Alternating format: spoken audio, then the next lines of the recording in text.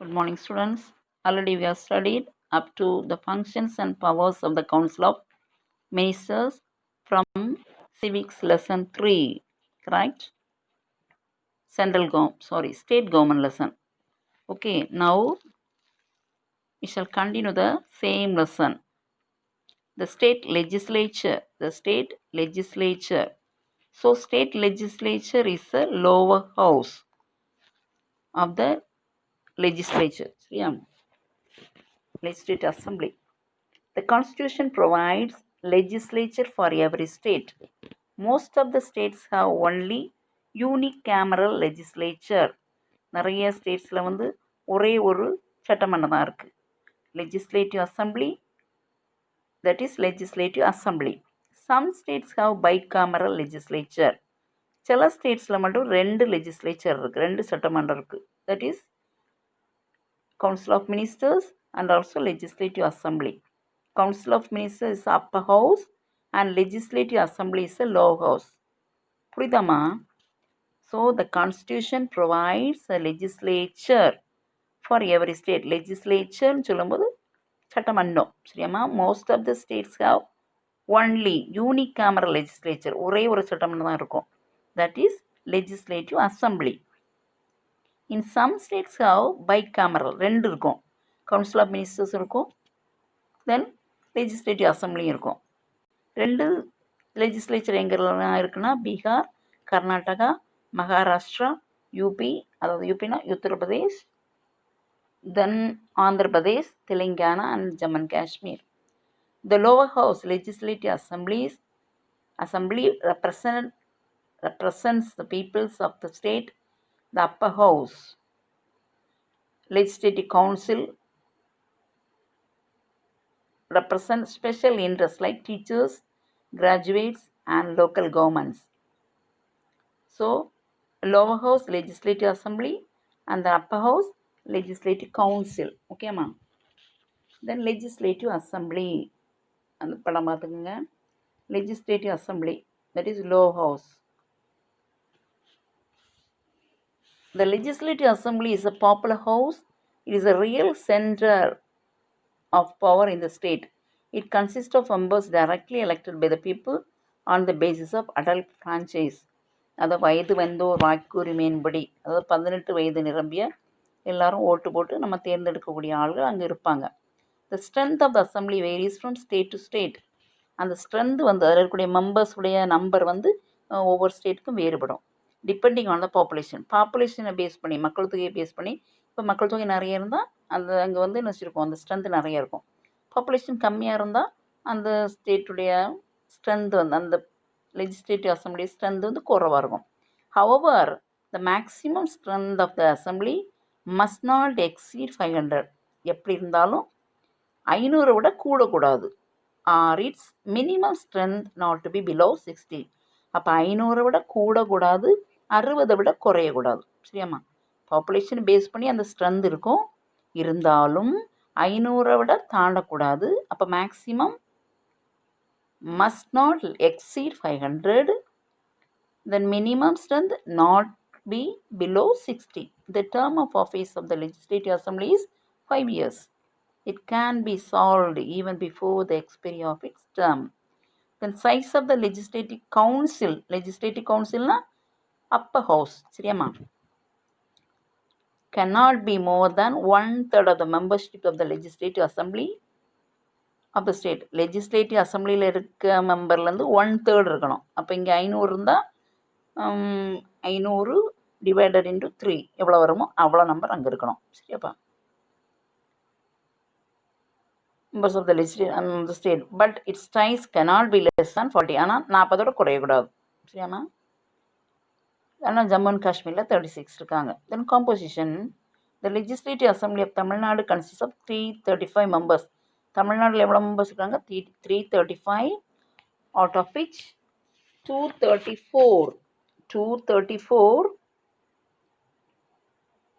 members are directly elected by the people. 234 directly elected by the people. அப்போ ஒரு ஆள் இங்கே போனார், ஒரு ஆள் யார்? from the constituencies on the basis of adult franchise, and one member is nominated by the governor from the Anglo-Indian community. அப்போ 334 elected, 1 nominated. அப்போ electedனா எலெக்ட் பண்ணி நம்ம வந்து தேர்ந்தெடுக்கிறது, நாமினேட்டட்னா அவர் நியமிக்கிறது. சரியாப்பா? However, seats shall be reserved in the house for the scheduled caste and the scheduled tribes. So சில seats வந்து schedule caste பீப்புளுக்கும் schedule tribe பீப்புளுக்கும் ரிசர்வ் பண்ணியிருக்காங்க. Then cabinet and cabinet committees. A smaller body called cabinet is a nucleus of the council of ministers. Council of ministers nucleus, அதாவது முக்கியமான பாடி, அதான் cabinet. It consists of only the cabinet ministers. அங்கே இருக்கவங்க பேர் வந்து cabinet ministers. It is a real center of authority in the state government. அது வந்து real centre, central இருக்கக்கூடிய பாடு, முக்கியமானவங்க. சரியாம்மா? தென் ஸ்பீக்கர். ஸ்பீக்கர்னா யாரு? சபாநாயகர். Speaker. The Legislative Assembly elects two of its members as a speaker and the deputy speaker.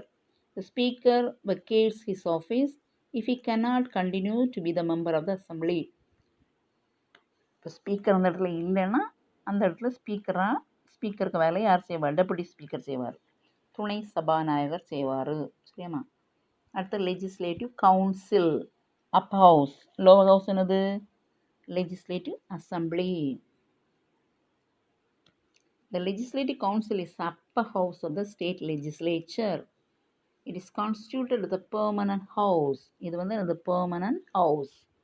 Article 171(1) provides that the total number of members in the Legislative Council of the state shall not exceed 1/3 of the total number of members in the Legislative Assembly of the state.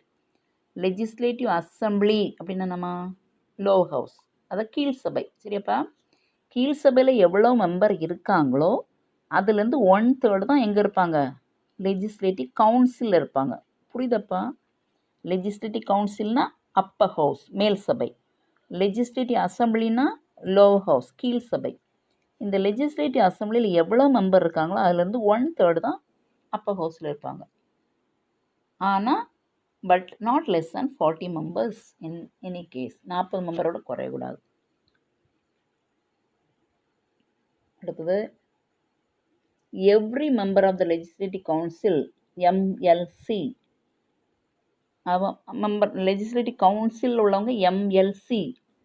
எம்எல்ஏன்னு சொல்லுது member of legislative assembly. சரியாம்மா? Legislative council serves for 6-year term with term staggered so that the terms of 1/3 of the members expired every 2 years. 1/3 members வந்து 2 years வரைக்கும் மாறி மாறி வந்துட்டு இருப்பாங்க.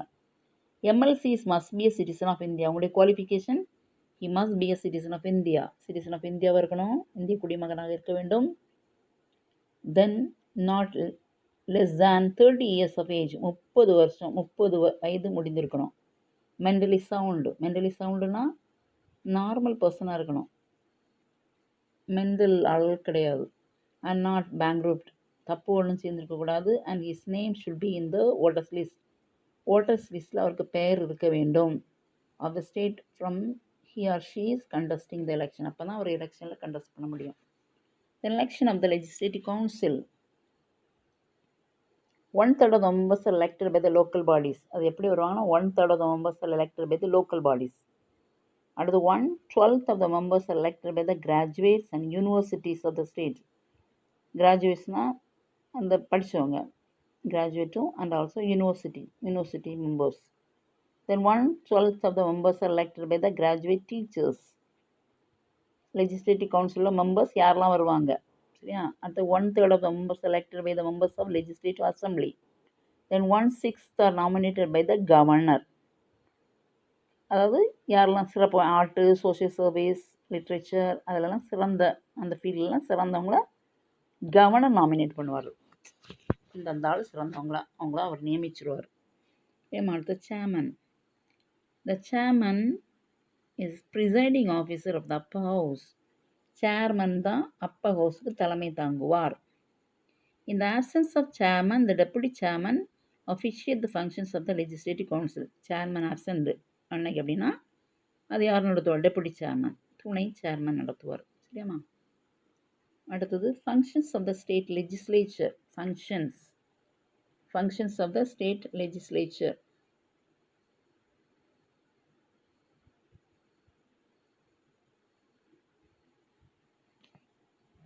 The powers and functions of the state legislature are almost the same of that parliament. Parliament உள்ள powers அதுக்கு function என்ன உண்டோ அதே தான் இங்கேயும். ஆனால் பேர் மட்டும் கொஞ்சம் மாற்றி மாற்றி வரும். அங்கே வந்து லோக்சபா ராஜ்யசபான்னு சொல்லுவோம். இங்கே லெஜிஸ்லேட்டிவ் அசம்பிளி லெஜிஸ்லேட்டிவ் கவுன்சில் சொல்லுவோம். ஓகேப்பா. The legislative powers, the state legislature can pass laws on all subjects mentioned in the state list and for the constitution. எல்லா அதுக்கும் சட்டம் ஏற்றுக்கு பவர் அதுக்கு உண்டு. Then every bill passes through 3 readings, then it becomes an act with the governor's assent. எந்த பில்லும் கவர்னருடைய sign வாங்கின பிறகு தான் அது வந்து சட்டமாக மாறும். அதுக்கு முன்னால் அதுக்கு பேர் பில்னா மசோதா. The financial powers, the legislature controls the finances of the state. The lower house enjoy greater power than the upper house in money matter. மீதியெல்லாம் ஈக்குவல் பவரு. ஆனால் மணி பில் இன்ட்ரடியூஸ் பண்ணும்போது அப்பர் ஹவுஸோட லோவர் ஹவுஸ் தான் பவர் கூடுதல். ஏன்னா மணி பில்லை வந்து lower ஹவுஸில் தான் இன்ட்ரடியூஸ் பண்ண முடியும். Money bill can be introduce only in the lower house or the assembly. புரியுதாப்பா? Money bill can be introduce only in the lower house or legislative assembly.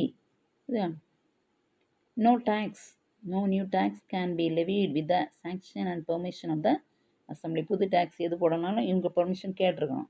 டக்குன்னு மேல் சபை போட முடியாது. Then controls over the executive. The legislature controls the executive. Then council of ministers is responsible to the assembly. Council of ministers இவங்க சொல்லுதெல்லாம் கேட்கணும். Ask questions by the members of the legislature. Then wide power. The state have 2 houses. Legislative assembly enjoy more power than the legislative council. 2 சபை இருக்குது. ஆனால் 2 சபையிலையும் legislative அசம்பிளிக்கு தான் நிறைய power. Assembly completes control over the state finance. Then ஜுடிஷியரினா நீதிமன்றம். சரியா? முதல்ல நம்ம பார்த்தது நிர்வாகம், அடுத்தது வந்து சட்டமன்றம், இப்போது நீதிமன்றம். சரியாப்பா? High court. The institutions of High Court originated in India in 1862 when the High Courts were set up at Calcutta, Bombay and Madras. முதல்ல High Court வந்து 1862 வந்துச்சு. The High Court set up at Calcutta, Bombay and Madras. The High Courts are highest court of state level. State levelல உள்ள high வந்து என்னது கோர்ட்லேயே பெருசு high court. அது நமக்கு எங்கே இருக்குன்னா சென்னையில் இருக்குது, மெட்ராஸில் இருக்குது. இல்லை படம் இருக்கு பாரு. But being part of integrated Indian judiciary they worked under the superintendence, direction and control of the Supreme Court. But supreme court இதை கண்ட்ரோல் பண்ணும். சரியா? Then constitution of India provides for the high court for each state. ஒவ்வொரு ஸ்டேட்லேயும் ஒரு high court இருக்குது. Then the state of Punjab and Haryana and the union territory of Chandigarh have the common high court. ஒரு court தான் இருக்குது அவங்களுக்கு. அது எங்கே இருக்குன்னா சண்டிகாரில் இருக்குது. சரியாப்பா? மற்றபடி ஒவ்வொரு ஸ்டேட்லேயும் ஒரு ஹை கோர்ட் இருக்கும். ஆனால் இது மட்டும் விதிவிலக்கு. பஞ்சாப், ஹரியானா, அப்புறம் யூனியன் டெரிட்டரி சண்டிகார் 3 சேர்த்து ஒரு ஹை கோர்ட், அது சண்டிகாரில் இருக்குது. தென் அதுக்கு என்னென்ன பவர்ஸ் எல்லாம் இருக்குது நீ பாரு. இதில் பாரு, number of judges of high court is determine by the president. எவ்வளோ ஜட்ஜஸ் இருக்கணும் அப்படின்னு முடிவெடுக்கிறது பிரசிடென்ட். சரி? அப்பாயின்மெண்ட். இனி அவரை யார் அப்பாயின்ட் பண்ணுவா, என்னென்ன தகுதி. Every high court consist of chief justice and some other judges appointed by the president. அப்போ every high court consist of chief justice and some other judges appointed by president. Then powers. Original jurisdiction. Original ஜூரிஸ்டிக்ஷன்னா அவங்கள்ட்ட வரக்கூடிய case அவங்களே solve பண்ணுறது. Original jurisdiction. In their judicial capacity, the high courts of presidency towns Bombay, Calcutta and Madras have both original and appellate jurisdiction, while other high courts have mostly appellate jurisdiction. Okay. Then appellate jurisdiction.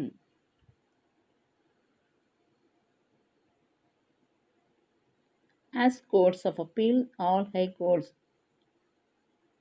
entertain appeals in civil and criminal cases from their subordinate courts as well as on their own.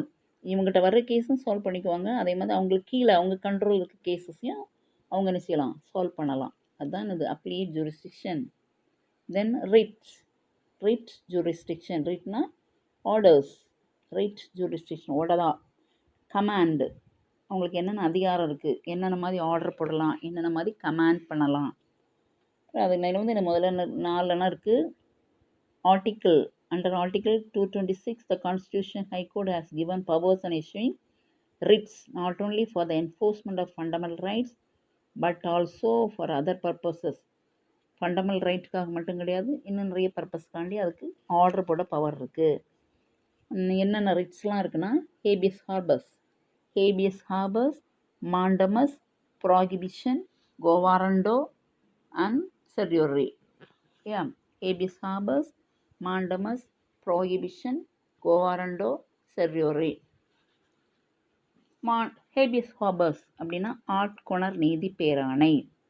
Suppose யாருக்கு மேலே இல்லீகலாக ஏதாவது cases போட்டாங்க அப்படின்னு சொல்லும்போது அதை வந்து என்னது போட்டு அந்த ஆளை வந்து பனிஷ் பண்ணிட்டாங்கன்னா அது அப்படி இல்லைன்னு சொல்லி அதை திருப்பி எடுக்கக்கூடிய பவர் அதுக்கு இருக்குது. சரியாப்பா. Writs of habeas corpus issued to the retaining authority ordering the retainer to produce and retain person in issuing court along with the cause of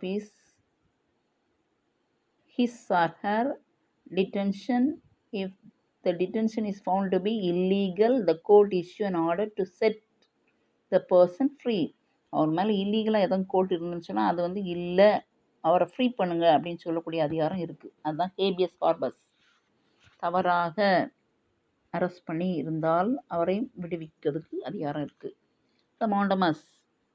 மாண்டமஸ்னால் order to perform duty. உங்கள் டியூட்டியை நீங்கள் செய்யுங்க அப்படின்னு கீழ் கோர்ட்டுக்கு சொல்லுறதுக்கு அதுக்கு அதிகாரம் இருக்குது. Performance of certain acts or duties. தனக்கு கீழே உள்ள கோர்ட்டுக்கு உங்கள் டியூட்டியை நீங்கள் சரியாக செய்யுங்க அப்படி சொல்கிறதுக்கு ஆர்டர் இருக்குது. தென் ப்ராகிபிஷன். தனக்கு கீழே உள்ள கோர்ட்டு, தனக்கு கீழேனா அதுக்கு டிஸ்ட்ரிக்ட் கோர்ட் இருக்குது, அதர் கோர்ட்ஸ் இருக்கு இல்லையா, அந்த கோர்ட்டு போட்ட ஆர்டர்ஸை ஸ்டாப் பண்ணதுக்கு அதிகாரம் காணப்படுகிறது. போட்ட ஆர்டர் ஸ்டாப் பண்ணதுக்கு. The writs of prohibition issued by the higher court to a lower court, prohibition if from taking up a case. அந்த கேஸ் உடனே ஸ்டாப் பண்ணு அப்படின்னு சொல்கிறதுக்கு அதிகாரம் இருக்குது. தென் கோவாரண்டோ.